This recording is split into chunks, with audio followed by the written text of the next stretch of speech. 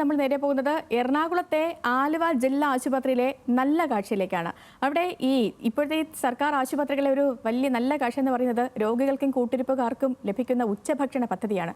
അപ്പോൾ ഈ ഉച്ചഭക്ഷണ പദ്ധതി 14 വർഷം പിന്നിടുകയാണ്. നിർധനരായ രോഗികൾക്കാണ് ഈ സൗജന്യമായ ഭക്ഷ്യവിതരണം തുടക്കമിട്ടത്.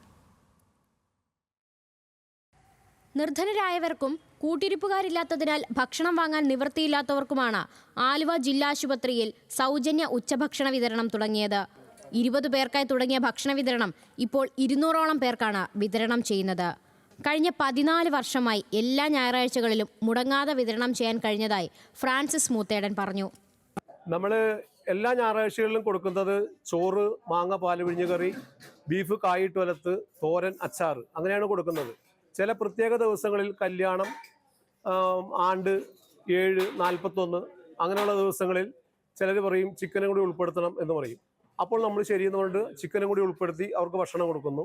പിന്നെ പ്രത്യേക ദിവസങ്ങളുണ്ട്, ക്രിസ്മസ്, ഈസ്റ്റർ അങ്ങനെയുള്ള ദിവസം, വാർഷികം അങ്ങനെയുള്ള ദിവസങ്ങളിലെല്ലാം ഞങ്ങൾ ഒരു മധുരപലഹാരം, ചിക്കനും ബീഫും എല്ലാം കൂട്ടി നല്ല ഭക്ഷണം കൊടുക്കുന്നു.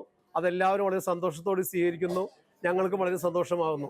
നമ്മൾ ഏതാണ്ട് 200-225 പേരോളം ഉണ്ടാവും. ഇതൊരു ട്രെയിൻ യാത്ര പോലെയാണ്. കുറേ പേര് ഹോസ്പിറ്റലിൽ വരുന്നു, കുറേ പേര് ഇറങ്ങിപ്പോകുന്നു.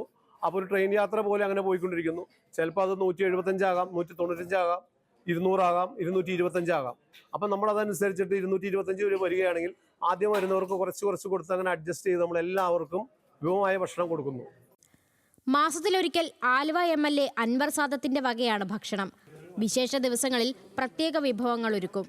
ഭക്ഷണം വിതരണം ചെയ്യുന്നത് സുഹൃത്തുക്കളും കുടുംബാംഗങ്ങളും എല്ലാം ചേർന്നാണ്.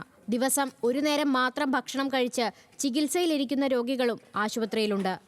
എല്ലാ ദിവസവും രോഗികൾക്ക് ഭക്ഷണം നൽകണമെന്നാണ് വിതരണം ചെയ്യുന്നവരുടെ ആഗ്രഹം.